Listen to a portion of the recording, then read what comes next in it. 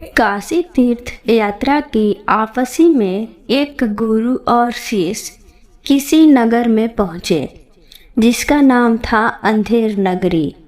शिष्य बाजार में सौदा खरीदने निकला तो वहाँ हर चीज़ एक ही दाम की थी।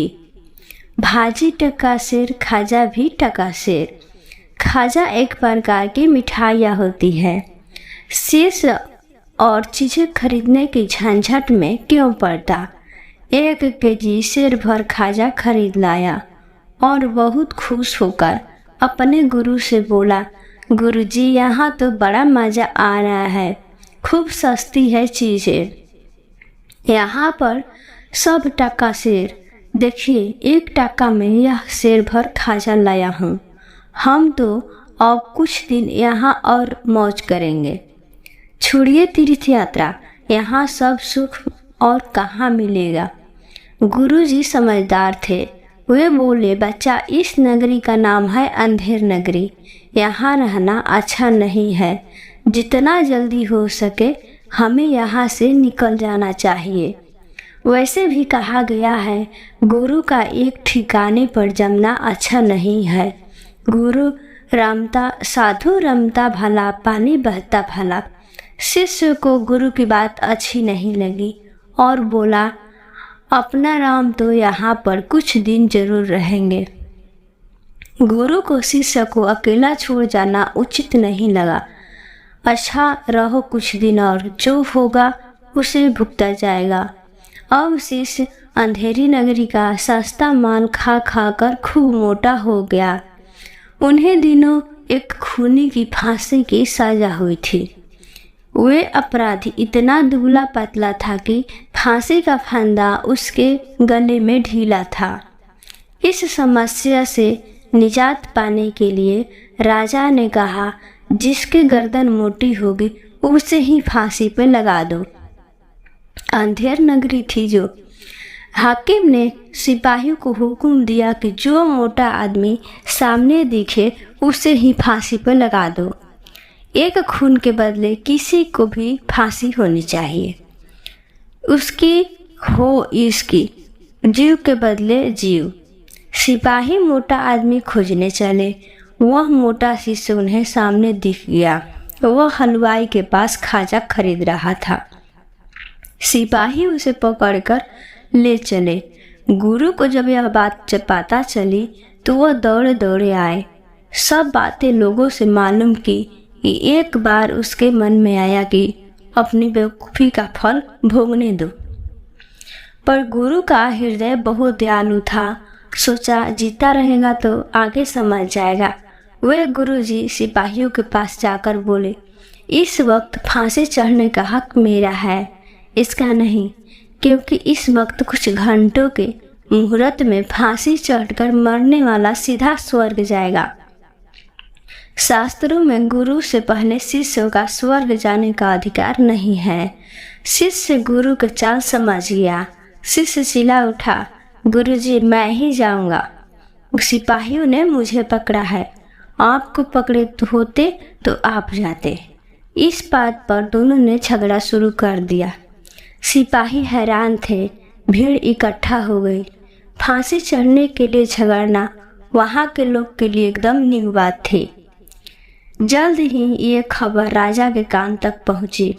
राजा ने कहा, यदि ऐसा मुहूर्त है तो सबसे पहले अधिकार तो राजा का ही होता है और उसके बाद उच्च अधिकारियों का है।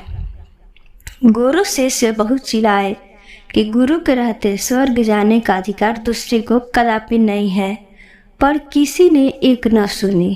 पहले राजा, फिर एक एक करके कई मंत्री अधिकारी फांसी पर चढ़ गए। गुरु ने सोचा अब ज़्यादा मनुष्य हत्या नहीं होनी चाहिए, तो वो अफसोस करते हुए बोले, अब समाप्त हो गया, इसके बाद फिर कोई फांसी ना चढ़े। तभी गुरु ने शिष्य के कान में कहा, अब यहाँ से जल्दी निकल भागना चाहिए।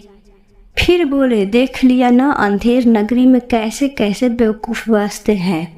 इसके बाद गुरु और शिष्य दोनों वहाँ से चले गए और वापस लौट के अंधेर नगरी कभी नहीं आए। शिष्य को भी यह बात समझ में आ गई कि गुरु का मानना चाहिए। धन्यवाद। प्राचीन समय की बात है। एक गांव में तीरथ नाम का एक कुम्हार रहता था। वह जितना कमाता था उससे उसका घर खर्च आसानी से चल जाता था। उसे अधिक धन कमाने की चाह नहीं थी। वह सोचता था कि उसे अधिक धन कमाकर क्या करना है। दोनों वक्त के पेट भर खाना खाता था, उसी से वह संतुष्ट रहता था। वह दिन भर बर्तन बनाता था जिस पर उसकी लागत 7 से 8 रुपए आती थी। अगले दिन वह उस बर्तन को बाजार में जाकर बेचाता था जिस पर उसे 1.5 या 2 रुपए बचते थे। इतनी कमाई से उसकी रोटी का गुजारा हो जाता था। इसके कारण वो मस्त रहता था। रोज शाम को तीरथ अपनी बांसुरी लेकर बैठ जाता था और घंटों बजाता रहता था। इसी तरह दिन बीते जा रही थी। धीरे धीरे एक दिन आया कि उसका विवाह हो गया।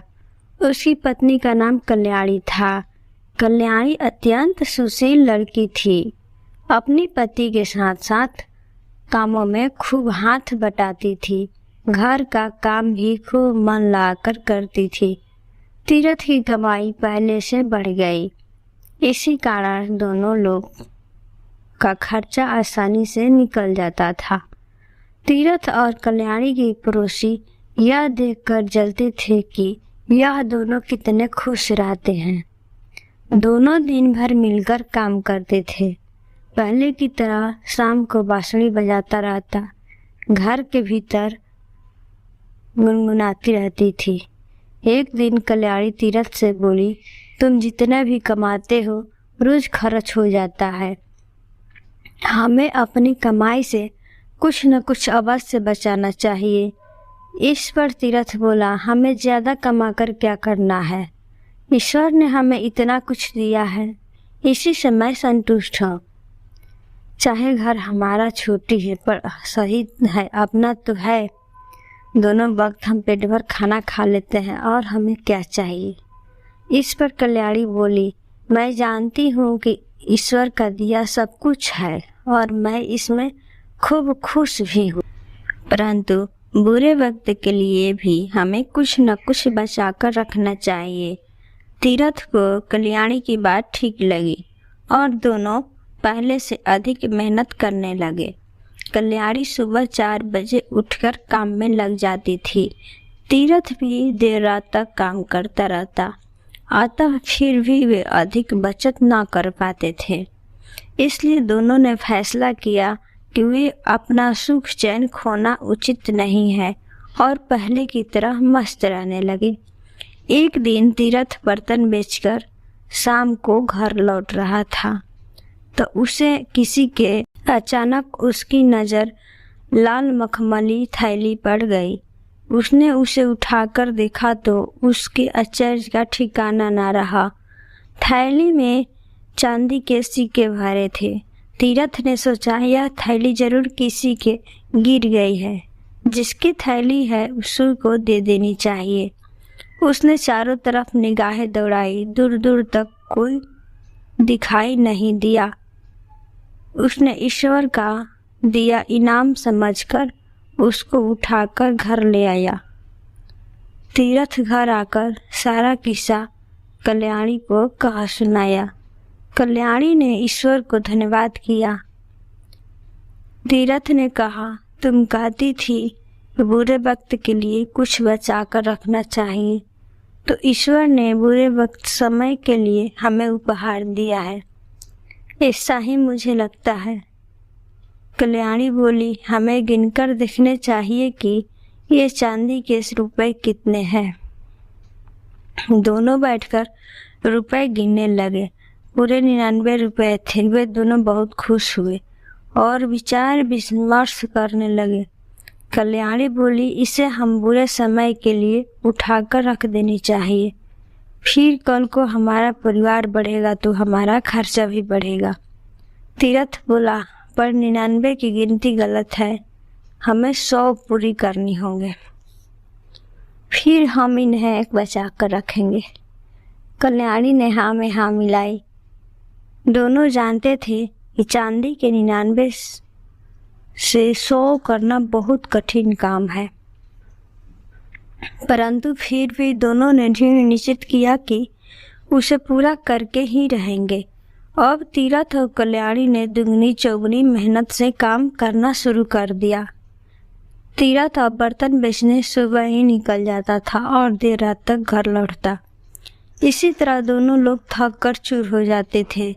अब तीरथ थका होने के कारण बांसुरी भी नहीं बजा पाता और न ही कल्याणी खुशी के गीत गुनगुनाती थी। उसे गुनगुनाने की फुर्सत ही नहीं थी, न ही अड़ोस पड़ोस में कहीं जा पाते थे। दिन रात मेहनत करके दोनों लोग एक एक पैसा जोड़ रहे थे। इसके लिए उन्होंने 2 वक्त के स्थान पर 1 वक्त भोजन करना शुरू कर दिया। लेकिन चांदी के 100 सिक्के पूरे नहीं हो रहे थे। यूं ही 3 महीने बीत गए।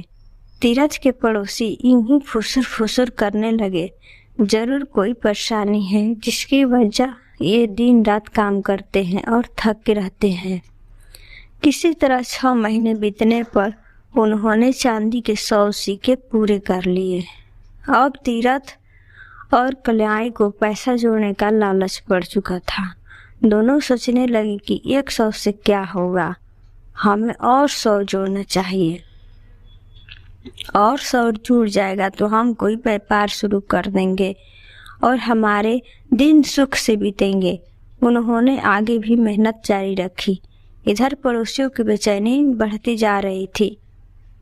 एक दिन पड़ोस के लोगों ने फैसला किया कि कल्याणी की परेशानी का कारण जानकर ही रहेगी। एक दिन रमू दिन की दोपहर के कल्याणी के घर जा पहुंची। कल्याणी बर्तन बनाने में व्यस्त थी। रमू ने इधर उधर बात करने के पश्चात कल्याणी से पूछ ही लिया, बहन पहले जो तुम रोज शाम को मधुर गीत गुनगुनाती थी, आजकल तुम्हारा गीत सुनाई नहीं देता। कल्याणी यूं ही कह के बात टालने की कोशिश की और अपने काम में लगी रही। तो रमू भी कहाँ हार मानने वाली थी। बात को घुमाकर बोली, आजकल बहुत थक जाते हो ना, कहो मैं तुम्हारी मदद कर दूं। कल्याणी तो थकी ही थी। प्यार भरे शब्द सुनकर पिघल गई और बोली, हाँ बहन, मैं बहुत थक जाती हूँ, पर क्या करूँ, बड़ी मुश्किल से 100 सिक्के पूरे कर पाए हैं। रमू बोली, क्या मतलब? तब कल्याणी ने सारा किस्सा कह सुनाया। तब रमू बोली, बहन तुम दोनों तो गजब के चक्कर में पड़ गए हो। तुम्हें इस चक्कर में पड़ना ही नहीं चाहिए। यह चक्कर आदमी का तो कहीं का नहीं छोड़ता। कल्याणी ने आश्चर्यचकित करते हुए कहा कि तुम किस चक्कर की बात कर रही हो? मैं कुछ समझी नहीं। रमू ने कहा, अरे बहन, 99 के चक्कर। आज के समय में कई ऐसे लोग हैं 99 के चक्कर में पड़े हैं, जो सुख सुविधा उसके पास आनंद लेने की बजाय उसके पास नहीं है, उसके पीछे पड़े हैं, उसके लिए परेशान होते हैं। तो जरूरत है उस 99 के चक्कर में ना पड़ के जीवन को आनंदित बनाने की। धन्यवाद।